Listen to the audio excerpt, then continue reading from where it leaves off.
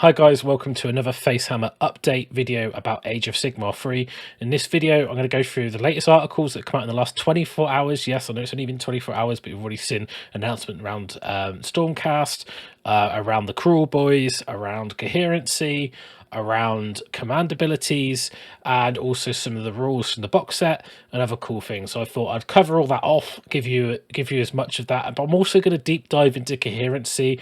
I've took some pictures of models. I'm going to explain the impact of that because it's quite a big change to the game. So I wanted to make sure that it really, there's been a lot of debate on social media, as you've probably seen, but let's just get straight into it. So first article that went up yesterday, actually, about an hour after I finished recording, so it's kind of annoying, but anyway, I'm going to cover it now. So it's Stormcast Eternal article in the new edition. There's some stuff about who they are. I mean, we all know who they are, right? I mean, do we need to go through all that again? We know they're the bad guys, you know, Sigmar's agents of discord in the realms. We don't need to go into that. So it says in the rules of the Dominion box, add a new allegiance ability for the Stormcast, representing the heroic sacrifice. So we've got this Blaze of Glory ability. It's this allegiance ability. And it says, if a friendly Stormcast Eternals model is slain within 1 inch of an enemy unit, before removing the model from play, pick one enemy unit within 1 inch of that model and roll a number of dice equal to the wounds characteristic. Then add 1 to the number of dice if it has the Thunderstrike keyword. So I imagine that's probably all the stuff in the box set, as they've all got Thunderstrike armor on, so it makes sense. For each 6, the target will suffer 1 mortal wound at the end of that phase. So quite interested on the timing. So obviously you remove models, well, I assume you do, as they die, as they do currently. Then you would roll a dice for them, and then at the end of the phase, you take the damage. So I guess there'll be some interesting interactions with timing there. So it seems like you probably add up the wounds at the end. It will impact over, but it's quite interesting. I mean, it's quite a cool visual that when you kill them, they burst into lightning and do damage to people who are too close. So that's kind of them going back to Azir, which is quite a cool thematic rule. I quite like that. So Chuck's contributed to the article, some important bits in here, but a lot of what his points are about the table size. You can see it here, 44 by 60. And he said that Stormcast work best in small units of 5 models. In the new edition, the rules for Coherency have been updated, and this is a bit of a humdinger. So 1.3.3, so obviously quite early on, units must be set up and finish every move as a single coherent group. There's been some people talking about having 2 groups with a massive line or 6 foot between them. It's a single coherent group, so I'd just put just ignore them. So it says a unit of with 2 to 5 models is coherent if each model is within 1 inch horizontally and 6 inch vertically of at least one other model. So that's no different to what we're used to. I think the vertical might be new, but whatever. But basically, that is 1 inch coherency, right? The difference is if a unit of more than 5 models is coherent if each model in the unit is 1 inch horizontally, 6 inch vertically of 2 other models. Now that is quite a big change.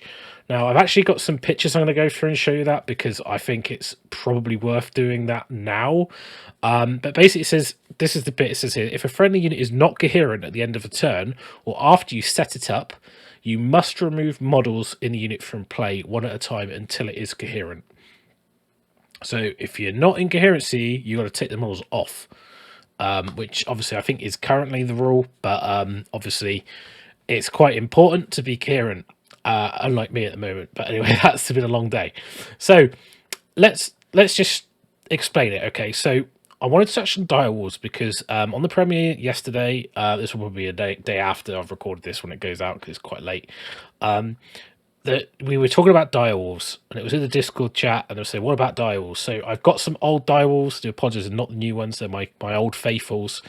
And I thought I'd take some pictures and I would talk about some of the stuff around coherency, because that's what we do on this channel. We deep dive onto stuff.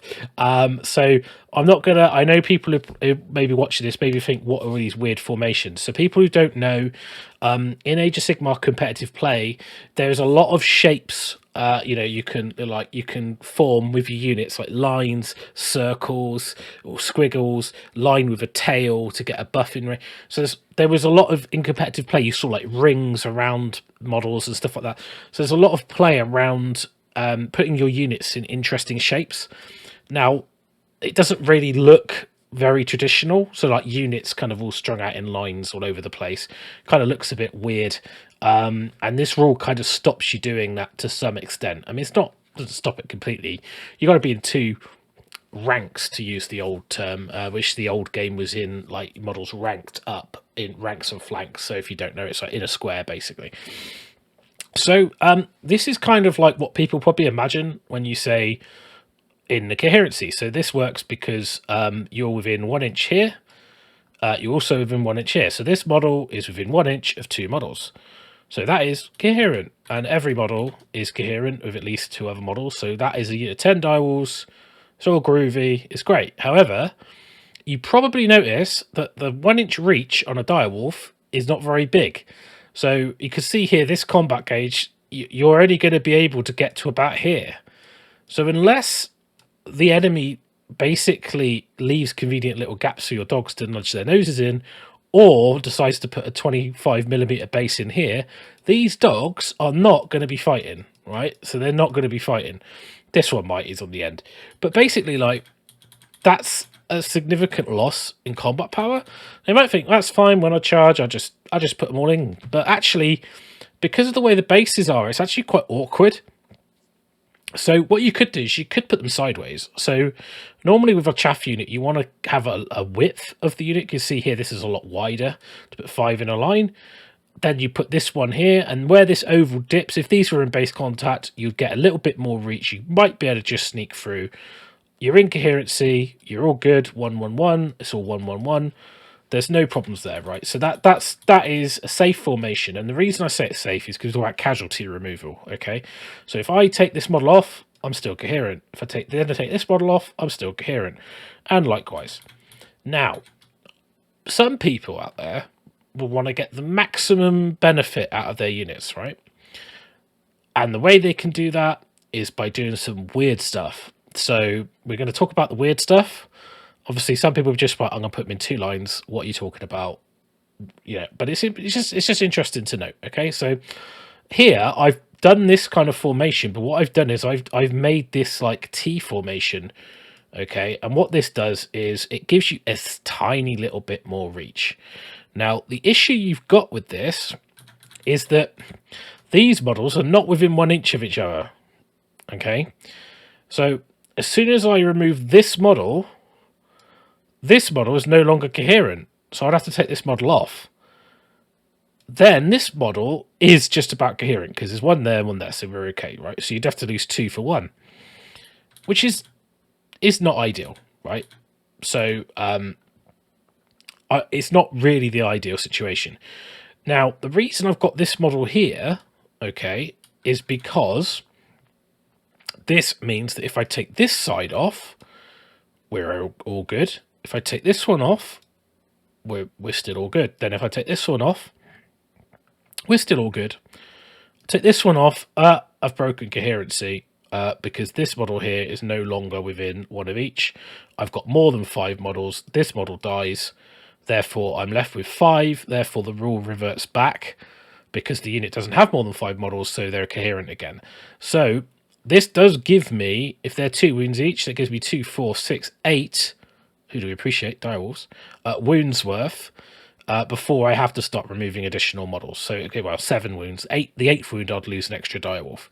Now, you might think, well, why would you bother? Like, I mean, what's the benefit? And really, there isn't much. But you might be able to get a slightly more attacks. And also, it's not really a big deal. And the only issue with it is, if you want, sometimes in Age of Sigmar, you want to remove casualties here, right? But if you do that, you're going to lose like half your unit because it's going to cascade through. So you're like, well, actually, I can't remove wounds here. And because they're multi-wound models, when you wound a model, you've got to like keep allocating until it dies, I assume. That's what it is at the moment. So we'll assume that's the same. So if you say like, okay, I allocate a wound here, then the next wound has to go here. If I allocated a wound on this guy and then put another wound on this guy, this wolf here is no longer coherent. So I would have to basically remove... he is coherent, actually. No, so if I take this guy off here, we're probably okay. Yeah, we're probably okay. But if I took this wolf off, for example, these two they're still okay. So you can do some manipulation around it. It's just the end ones. So you could technically take this guy, because then he would be coherent. So you can't take the ones on the end. So it's basically this guy in the middle, this guy in the middle, you could probably get rid of, because you've got, yeah, that's right, because you've got the 3 there. This guy's in coherence with these 2. This guy's in coherence with these 2. They're coherent. So like you'll be okay. But if you take on the end this one, then this guy would die. This guy will die. Then this guy will die. Then this unit here will be okay because he's within of 2 and they're all coherent. So you've got to be a little bit careful, like when you're moving units, and particularly when you're piling in. So I got a bit muddled there, but you know, it's late. But you can see here that the these dogs, basically you're not really gaining a lot by trying to game the system, I think is the point I'm trying to make here. Now you can do something like this where you basically you poke your noses to, no, you've got to get careful with ovals, because as you pivot in, the back falls out, and if you try and push in the gap, then you might push him away. So you've got to be quite careful. I think whenever I play Age of Sigmar, like when you're doing it, if you think they're out of coherency, rather than being at the end and be like, oh, I got you, here's my combat gauge, you're a millimeter out, you just say, because you just say you're not in coherency there, you just need to budge up slightly. That's how I always play, because you can't really move intentionally to be out of coherency. So here you go, okay, so that's an inch, that's an inch, that's an inch. So they're all within an inch at the front. So that's all good. And then you say, right, okay, so, but then that reach isn't really there, you see. It's still not very far. But then I've got this guy at the back here, and what he does is he just bridges to these 3. So he's like a little bit of a joining piece. So if I want to take casualties off, obviously I could take off this guy, because then that unit's still incoherent, but I want to keep that guy alive. Now, if I took this end guy, then this here is probably not within 1 inch. It might be. It's a bit close. But if he's not, he'd have to come out. Then he'd be okay, so you'd be all right there. So I think the key point is big units like this, especially multi-wound models, you're not going to really get all of them in combat. You might get situations where they pile into you, or you deploy. I mean, they're normally a chaff screen, so you're thinking, well, actually, I want to like block more of the table. What can I do? And there is something you can do, and I'll talk about it when I get onto the 32mm infantry. It might be a little bit costly, and it might be a little bit risky, but I'll talk about it. So here's an example of some normal infantry. So we've got 25mm base Mortec guard here, okay? And put these up here because they're in a line. So I know people are going, oh, you can't deploy in a line, but their base is less than 1 inch across, right? So this guy at the end is actually within 1 inch of these 2 models here. So you are completely fine, because the end guys, and these are the important ones, okay? So this guy here is within coherency. So he's got an inch. This guy's got an inch. Those 2 are within 1 inch of him. So if you've got 25mm bases, and all your models are base touching, you're groovy, no problem. You could put 30 in a line, no problems. The only danger is if you've got anyone who can snipe or kill a specific model, and they go, I'm going to kill that guy. You're going to have a bit of a problem here, because you're going to break your coherency, and you're going to lose half your unit until you get down to 5 models, which would need to be in a line. So anyone who can pick out specific models, like things like the Mortec crawlers, or you know, some of the grabs and bites and things like that, you're going to have to be really careful. The good thing about 25mm base is you've got a 1 inch reach normally, and they're a 1 inch base, or less than 1 inch. So you can actually just deploy in 2 ranks without really losing much combat effectiveness. So you don't need to risk it, basically, is what I'm saying, because you're going to have more redundancy by everyone being within 2 of multiple models. So I would just have them in 2 ranks of 10. If it's a Mortec guard, I'm probably going to run 20, so that's how I would get around that. Now, these are 32mm base, so you might notice this jagged teeth formation, which is quite common, especially if you played Bloodbound. You'll probably notice this one. Ignore their Grimghast Reapers, I just grabbed some models, okay? So let's pretend they have a 1 inch reach, okay? So, you know, you've got this 1 inch thing here, which is like this crenellated, obviously ignore my really sketchy drawing, but you get this like bubble which emulates the shape, okay? Which, you know, this is completely fine, because as long as that's an inch, golden. If you remove casualties, you can remove them either end like this, no problem. You are fine. No issues at all. So that's probably what you want to be doing. Okay, it's not very sexy. It's not very clever. It works. So just put your men in 2 lines. Deal with the fact you might have so many attacks. You can get a little bit clever. And again, this does open you up to people who can snipe or do things. You might get caught out. So try not to overthink it too much. But you can form these what we call triangles. And these are like breaks. Okay. And there's an overlapping triangle. Now what this means is this basically behaves exactly like this does. Okay. Until you get to what we call a break point. Okay. So if I remove this guy, we're golden. If I remove this guy, hang on, I'm only within 1 of 1. So then he would die. Okay.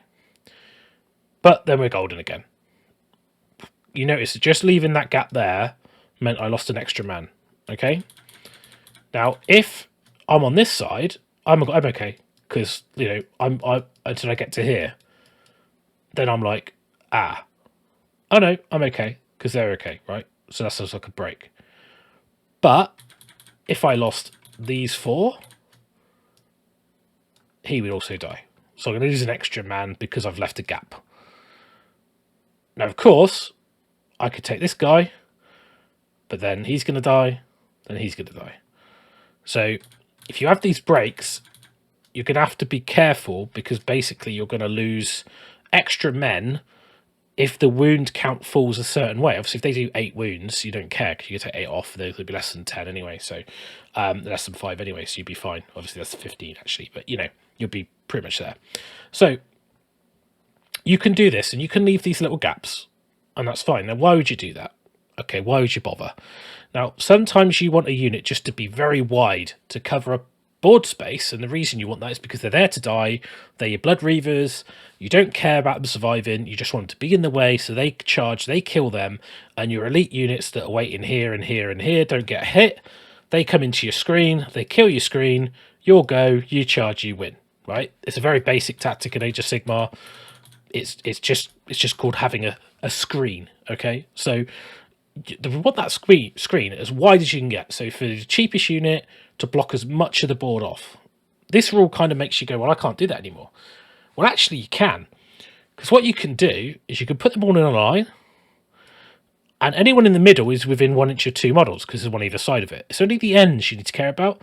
What you do is you create these little triangles, and what that does, that protects this end guy because he's within 1 inch of 2 models. Now, the issue with this, as soon as you lose a single casualty, you're going to go down to 5 models. So if I take this model off here, this whole line is going to collapse until I get to the last 5. Those 5. Because each one in the end is going to be out of coherency. That might not be a problem. That might be exactly what you want. You might want to get rid of those models to leave a small group that off to one side to open a door for your units to fit through.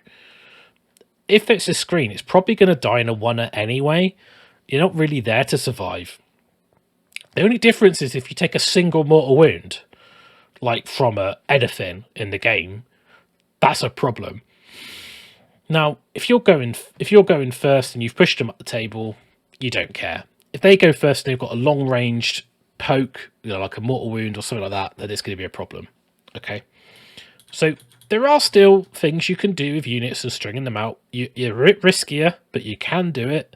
Obviously, you don't want to do it with your elite infantry. You probably want to stay in this safe formation. I know a lot of people watching this probably thinking, what on earth is going on? But, you know, that's just, it's to get the small edges and the small tactical advantages you want in the game. And, you know, the coherency, it seems like a big deal. Now, and I've seen a lot online about elite units of big base models. So here's, we've got 6 spirit hosts. They come as a free. You buy 6, suddenly you're over 5. Feel hard done by. Crypt flayers, crypt horrors, Vargeist, you name it. They all come in frees, right? So that's a bit rubbish, right? So what you've got here is I form my 2 triangles. Okay, on each end of the unit. There's nothing in the middle. It doesn't matter. Okay, that is a coherent unit. That is fine. Now, spirit hosts only got a 1 inch reach, right? So I can't really fight with these 2. There's nothing I can do about that. But what I've got here is I've got a frontage of 4, not 3. So some people would take this model and have it here. Okay, so that's 3 models that are not in the fight.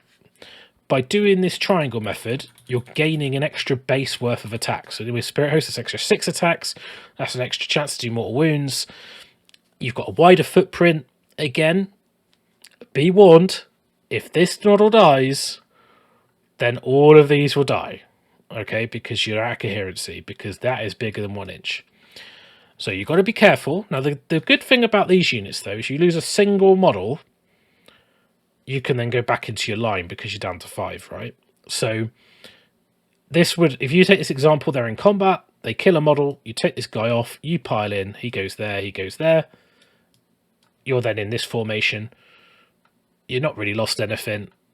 You've been able to wrap around the side. And obviously, with this formation, you get to do it on either side. So if you're like, well, actually, I want to bend the other way, you can take this model off and you can pile in here, and this shape would be reversed and it'd be like that. So some tactics there on bigger base models. Yes, I'm not trying to say it's better. It's a restriction. It's going to make you have to be more careful with big units. Units that have 5 models or less, like Blood Knights, Chaos Knights, Elite Cavalry like that, are going to be great because they don't care. They can do what they want. You know, smaller units of 3 of elite things that you double to 6 are going to care. You know, so you just have to think about it when you play, because, you know, weapons that have got a 2-inch reach, much more appealing on these types of models. So if you're going to take, for example, 10 Protectors, they've got a big reach, whereas 10 Retributors only got an inch reach. Probably need to just keep them as 5s, because if you run 10, you're not going to be fighting with half of them, and you might better do some weird string out stuff, but then if you lose one, you're going to lose the unit. So I would say be aware of that when you write your lists and look at your army lists and think about, do I want to have big units of this stuff that I'm going to have the restriction? And if you've got like Orc Brutes, for example, you could take the bigger weapons with a longer reach. If you get a unit 10, but if you take a unit 5, probably go with the normal 1-inch reach weapons. I can't remember what they're called, but you know, like, so it gives you options. So also just be aware of it. And some units have special weapons with a longer reach. They can be the guy in that back rank filling out. So just be aware of it. So that's just how that rule impacts play on the table. I just thought I'd do some examples and show you. There's loads more you could talk about that. There's loads of tactical nuances. I'm sure someone will pick up on something that wasn't quite in the right position or something like that. But it's just to give you examples, you know, so just to understand how that works. So now that's out the way. Sorry for the tangent. Hopefully you find that useful. We got the Lord in Puritan War Scroll. He's pretty cool. It's Trigger from Fools and Horses. If you know from the UK, you'll know.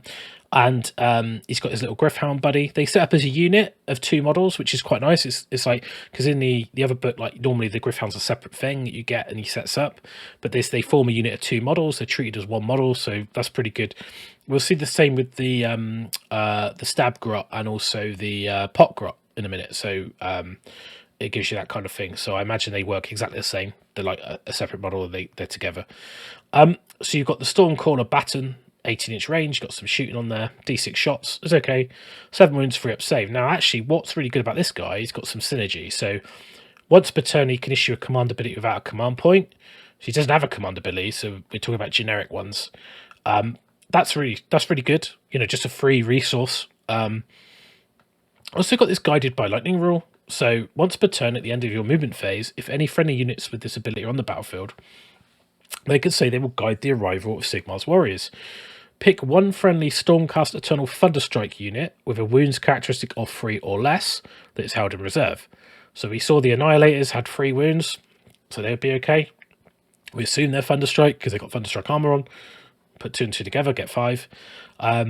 So it says when you use the Sign of the Storm Allegiance ability to set that unit on the battlefield in that phase, and we know that's the Deep Strike come from the Sky Stormcast special rule, you can select more than 7 from enemy units instead of more than 9. So we know that the Annihilators have a rule which everything within 10 takes D3 mortals on a 3+. So obviously being closer means you could probably clip more units, and the impact of doing the damage is going to be less impactful on your charge roll. So that's quite good synergy between him and the Annihilators. So I actually quite like that combination that you get in the set, because you get to try that out. I mean, that's pretty cool. Chuck was asked about the units he likes. He sort of talks about Star Drakes because they're monsters and they're heroes, monstrous heroes. We talked about that in the other video. You could check out Heroic Actions and Monstrous Rampages if you're not up to date. I mean, I'm sure you know about that. And then they asked for his biggest winners. Chuck picked out the Retributors because he just says they're awesome. They've always been awesome. They've got big hammers. What's not to love? And also with the smaller table and the ability to deliver them, you know, you can get closer. So that's really good. Judicators, always solid in a Stormcast army. Range shooting. You know, what's not to love? You know, everyone normally has their 2 units of Judicators at the back, sitting objectives shooting at you with their Skybolt bows. So, yeah, pretty good. Knight Vexler, another staple that we've seen many, many times. Pennant the Stormbringer is just a rule that we already know, but if you're not aware, it allows you to basically take a Stormcast unit on the battlefield, remove it, set up 9 anywhere. So with Paladins, it's really good because you could drop them down, do your combat. Next turn, you need to be on the other side of the table. Pennant the Stormbringer, pick them up, drop them down somewhere else. Now, obviously, the Annihilators don't get to do their mortal wounds twice because it says the first time. So it wouldn't be the first time. So just a note there. So that's pretty cool. Like, a bit of Stormcast knowledge. I mean, basically, the most important thing in here, really, is that coherency. But we got to see a cool war scroll, and we also got to see about Blaze of Glory, which is quite a cool rule. I quite like that. Very thematic. So today we had 2 articles. One is about the wizards in the box set. So we've got the Swamp Caller Shaman and the Knight Arcanum. Both amazing models. Knight of Arcanum mask is amazing. I love that. I definitely want to be building mine like that. So we got the spells. So the Knight Arcanum says it can harness Thunderstrike units to increase the range of its damage spell. So it's got an 18-inch range. It's not 7, which is quite a high cast roll. You pick a unit with an 18, they take D3 mortal wounds, but you can add 2 to the range for each other Stormcast Thunderstrike unit wholly within 12. So if you've got 4 or 5 units, you could be adding 8-10 inches on that. If you've got a 28-inch range bolt, then that would be quite good. You know, you could even like dupe your opponent during setup if you're alternating your setup and you just suddenly go, right, well, they're in range. So they're not in range. You set their model up out of range. Then you deploy your extra Thunderstrike unit in range of your wizard. Suddenly they're in range, and you're like, ha, gotcha. Not quite, but you know. So then you won't cast it, but it's fine. Then you've got the kruleboyz spell, which is quite interesting. Summon Boggy Mist. So this is on a 7. Now it doesn't. There's no range on this. It says until your next hero phase, add 1 to charge rolls to kruleboyz Auric units, and -1 to charge rolls for other units. So pretty cool. Table wide. Just cast it, profit. -1 to theirs, +1 to yours. It doesn't sound like a lot, but it can make all the difference. If they don't charge you, they don't do any damage. So we're all happy about that. So I think that's a pretty cool spell. Again, it's on a 7. It's a really high cast roll, right? You got the pot grot. Isn't he awesome? What a lad. He is a lad. Then the you got this rule, which for the Swamp Caller, which is poison and elixir. So it says here, in your hero phase, if this unit is more than 3 from all enemy units, so not in combat, instead of casting spells, so you give up your cast, you can say that you are brewing a poison or elixir. So you pick a kruleboyz Auric unit wholly within 12 that is also more than 3 from enemy units, so they can't be in combat either because you're brewing up potions and feeding your guys, getting your boys all rattled up on your potions. And it says at least 1 model within 3 of this unit, so they have to be within 3, so it's a fairly restrictive range. They've been given a poison or elixir. If they've got a poison or an elixir, they can't have another one, so you can't have 2 shamans putting 1 of each on the same unit. So if a unit's given a poison until a next hero phase, when you use the Venom Encrusted Weapons Allegiance ability, which I'll talk about in a second, then mortal wounds are caused on a modified roll of a 5 instead of a 6. If their unit's given an elixir, add 1 to save rolls. So, Venom Encrusted Weapons. If the modified hit roll for an attack by a kruleboyz Auric model is a 6, that attack causes a number of mortal wounds to the target equal to the damage of the weapon, and the attack sequence ends. Do not make a wound, don't make a save roll. It's no effect on attacks made by a mount. So we've seen the Gnash Tooth, so I assume the Gnash Tooth is a mount, so if that wouldn't get it, but the guy on top probably would. It says in here that it says an attack. It doesn't say melee, so they probably smear their missiles with poison as well. So pretty cool rule, doing like mortals on 6s. If that's the whole army of kruleboyz, that's a pretty good ability. Obviously with the shaman, it's on a 5, so that becomes even better, you know. So and what's quite nice about this, because it's in the hero phase, you can feed your boys up with your poison, and then they can run off and charge and do their damage, but your shaman can stay at the back ready to buff the next unit of guys waiting to go.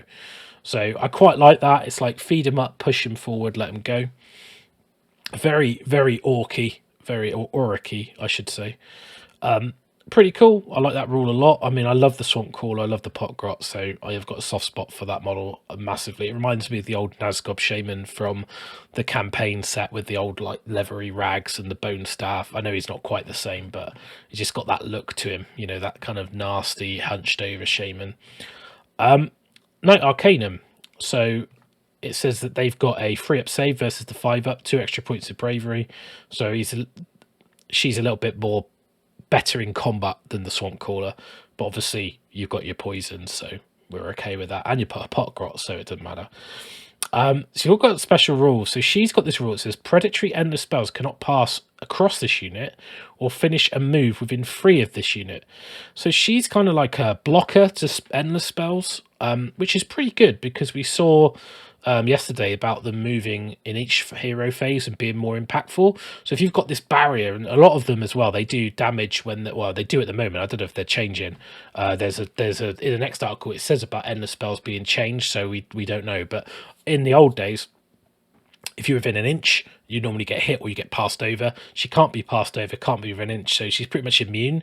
And if she stood next to something else you don't want being hit by a purple sun, she could kind of like ward it off, which is that's a really cool rule. You know, it's basically like no, we don't care about you silly spells.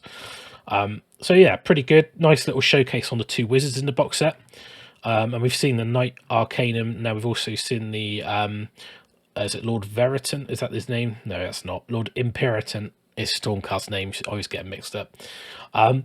So that's the two of the Stormcast heroes rules. That's pretty cool. Now we've also got this article about Oryx, and Kieran, the main mega boss himself, is on this. I shouldn't call him that. Chris will get annoyed.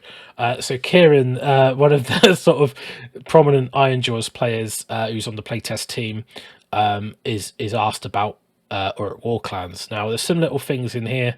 I mean, you can read the article yourself, so I'm not going to go through all the Basham lads and all that stuff that's mentioned, but one of the things that's quite interesting, it says, what about kruleboyz? It says kruleboyz are insidious, etc, etc, but it says the new kruleboyz are very much part of the Oryx war clans.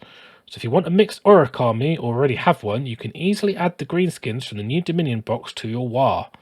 There will be plenty of miniatures on the way to allow you to field a full kruleboyz army if that's what you want to roll. That sounds pretty exciting to me. If you're playing Ironjawz or Bone Splitters or Big War, these models, it sounds like, will fit really nicely into those armies. So, I mean, if you're a greenskin player, let's be honest, you're buying the set. Let's not. If you're an Age of Sigmar player, you're probably buying the set regardless, unless you're just really not interested in the models themselves. They've venom encrusted weapons. We've talked about that. Let's not go through that again. Now, some of the thing that's interesting in here is Kieran says about Oryx war clans benefit from the changes in the new edition, especially command abilities. So these command abilities are from the new edition. So it says, in the hero phase, rally is a brilliant way to bring more lads back to the fray. So it says rally.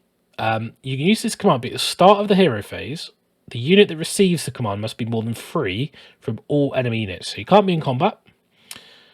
Roll 1 dice for each slain model from that unit. For each 6, you can return a slain model to the unit. So it seems like you can bring models back regardless if you're deaf or anything. You just rally your guys back. They get back in the fight. They dust themselves off. That could be pretty good, especially if you've got a big unit of multi-wound models. Because if you're rolling like 6 or 7 dice, you're probably going to get 1, maybe 2, and you might even luck out and get trip 6s. if they've got multiple wounds, I mean, think about like a unit of 10 Chaos Knights. So you pop like 3 6s. That's 9 wounds back in the unit.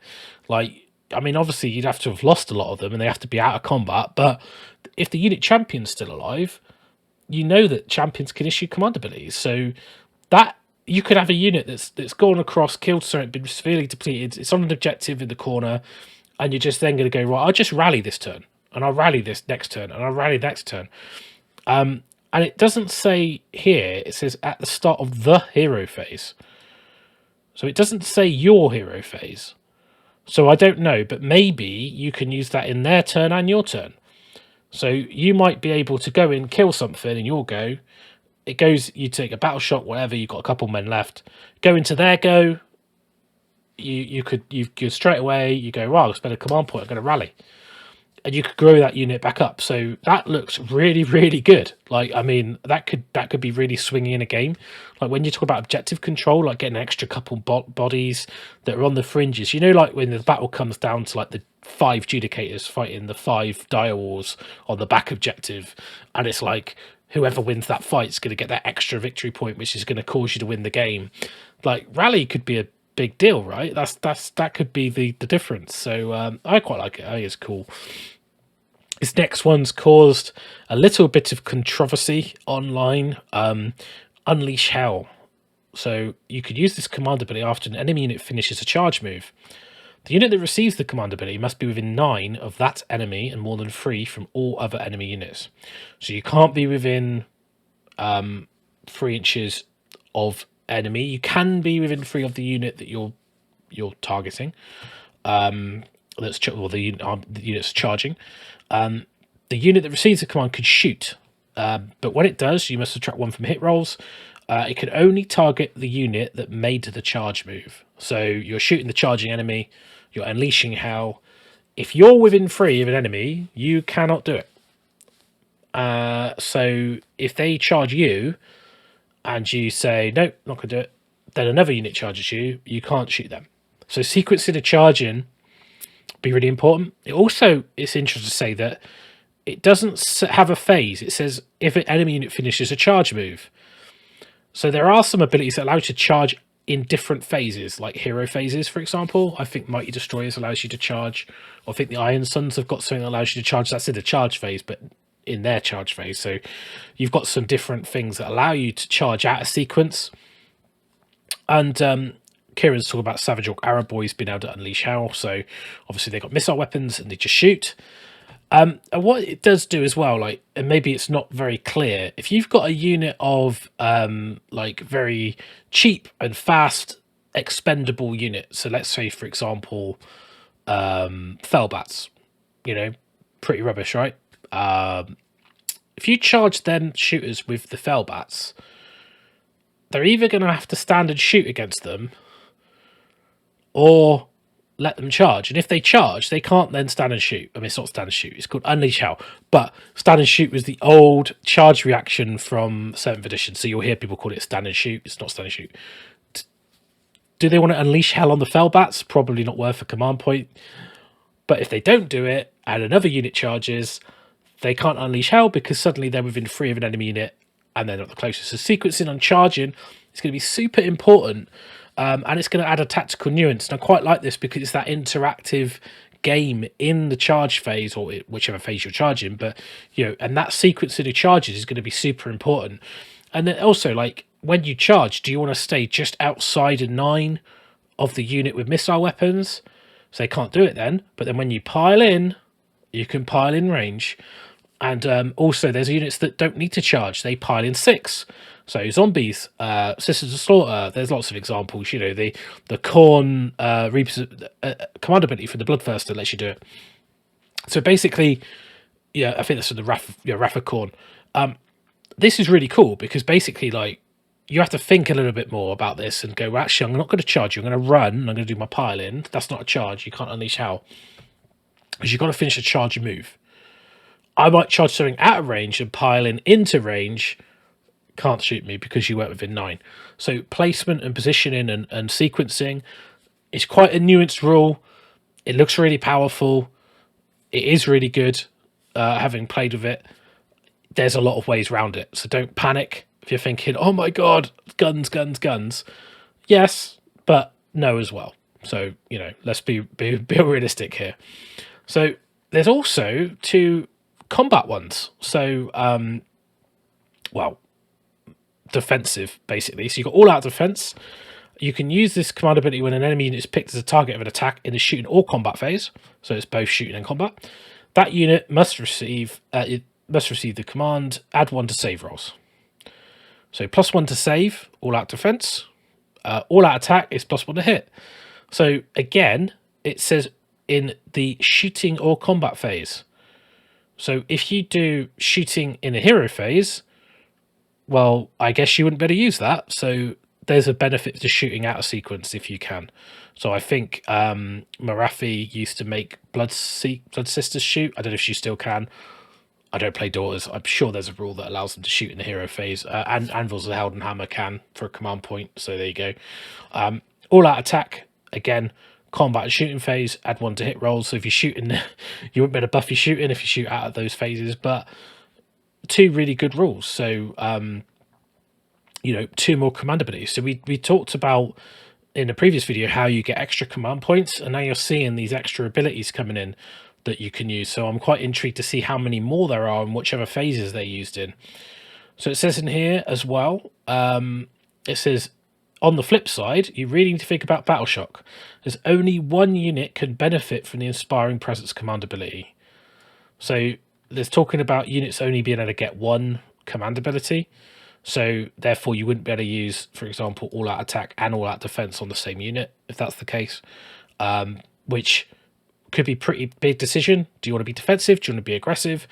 Therefore, also, if you've unleashed hell in that phase that they've done, so you can't then do it again, so you couldn't like keep shooting the same ability. But the killer boss got you covered. So this is the war scroll. So you've got 6 wounds, 5 movement, 5, 4 up save, bravery 7. He's got a save of, if he's got the boss hacker and scarce, he's got a 3 up. If he hasn't, he's got a 4 up. Now, if he's got the rusting flail, I'm not entirely sure why you would take this, but he's got 2 attacks, freeze, 1 rend, 1 damage, or the boss hacker, 4 attacks, freeze, rend, 1, 2 damage. I'm not sure if they're meant to be the other way around, because it seems like the more defensive you are, the more damage you do, which doesn't make much sense. You've got the stab grot with the shiv. He's got to remain within 1 of the killer boss. They're treated as a single model, so I assume that's how the pot grot works. You've got all part of the plan. If a friendly kruleboyz unit fails a battle shot within 3 of any models with this ability, only 1 model will flee. So that seems to me like, okay, I've got a big unit of what are they called, the basic spear guys, whatever they are. So if they fail a battle shock, only 1's going to run away. If it's quite a short range, it's 3 inches, but you kind of want your killer boss up there with your lads, because, you know, he's a boss. That's what they should be. All bosses don't hide behind their back. They're not Skaven. Come on. He's also got this cool rule, which is very thematic, and they mentioned on the stream. Each time a wound or mortal wound is allocated to this unit and not negated, you can choose to risk the unit's stab grot. I don't know why you would sacrifice the stab grot. He's so cool. But if you do, you must roll a dice. On 1 to 5, the stab grot is killed, wounds negated. So he's taking it for his boss. He's taking it. But on a 6, he shrugged it off, and the stab grot not only negates the wound, but he sticks around. So that's pretty cool. I really like that. I think that's I think it's really good. You've got so he talks about monster riding heroes are going to be important. So Kieran talks about more crushers. It's turned up to 11. A bit of spinal tap. We love it. Kragnos. Obviously, we've done a show on Kragnos. He looked a little bit lackluster. He's a monstrous hero, monstrous rampages, heroic actions, fill your boots. So Mega Boss or more Crusher, Kieran. I love the Mega Boss. He's awesome. So he's got these new command abilities. He's a hero. He's a monster. We're all groovy. Savage Oryx, more monsters, because people want to take monsters because of the new rules. They're pretty good against monsters, so he's saying that Savage Orcs are good. Now, what's quite interesting, you took the Wurgog Prophet, who, you know, is a fairly staple in Savage Orc armies. But he talks about the new Chromatic Cogs. A little asterisk here, I'll go into that in a minute, I'll come back up, don't worry. Lots of endless spells have been updated for the new edition. So, looks like some of the spells are going to change. Now, if we look at the Chromatic Cogs, obviously we know that it used to do slow up, speed up, time. One of them gave everyone +2 to run and charge. It's now +1 to charge rolls, and it's only wholly within 18 of the end of spell. So if you basically increase the flow of time, if you decrease it, wizards can attempt to cast 1 extra spell while they're within 6. So it's multiple wizards. So you could have 4 or 5 wizards casting multiple spells. That's pretty cool, particularly if you've got the knowledge. So if you, I was told like Gravelords will like it because they get a lot of like warscroll spells, but also lore spells, and you can only normally do 1. So it's quite important. Sylvaneth as well, I think, would like that. Then it says start of the hero phase. There's a friendly wizard within 6. You basically could choose what you do. Now, obviously, you used to get reroll saves, so that's gone. So I used to use it in a lot of my armies for being aggressive, for getting into combat, and also rerolling saves on my big guy on the dragon that's a wizard, like my Terrorgeist, you know, my Royal Terrorgeist. So quite a big change to Chromatic Cogs. So very different. I know it's a very popular ender spell, so it'd be interested to see how that impacts the game. But yeah, that's fairly interesting. So that's basically all the articles. So we've had the new command abilities, we've got the kruleboyz allegiance, we've got a Stormcast allegiance ability. It looks like the Scions for the Storm Deep Strike's still there because we've got a rule that interacts with it. We've got some synergy between the Swamp Caller and the Killer Boss and the Gut Rippers. We've got the synergy between Annihilators, the Lord Imperatant. We've got the cool rules of the Knight Arcanum and the Swamp Caller, so lots of cool stuff there, and the Coherency rules and the generic command abilities. So loads of information to come out over the last 24 hours. Hope this video was useful for you guys. That's going to wrap this one up. If there's more coming out and more information, I will share it. Keep your eyes peeled on the channel. On Sunday night at midnight UK team, we'll be doing a very, very special show. And if you're interested in this type of content, we'll talk about the new edition, you definitely want to check that out. So I will be doing a scheduled stream so you can get notified. If you don't want to miss any of these updates, be sure to hit subscribe, hit the bell notification, and if you enjoyed this video, please hit the like or just tell a friend about it so they can find us. I really appreciate you guys checking these videos out. The last couple have done really well. New edition is going to mean lots of new content, lots of videos, some more deep dive going through all the different phases. I'll be looking at factions in detail, and I'll be adding my kind of insight from a match play tactical point of view to get you guys up to speed in the new edition, to make sure when you go down the club, you're going to be crumping heads with your orcs or just banishing those denizens of chaos with your Stormcast. So hopefully you enjoyed it. Thanks very much for checking it out, and I'll catch you all on the next one.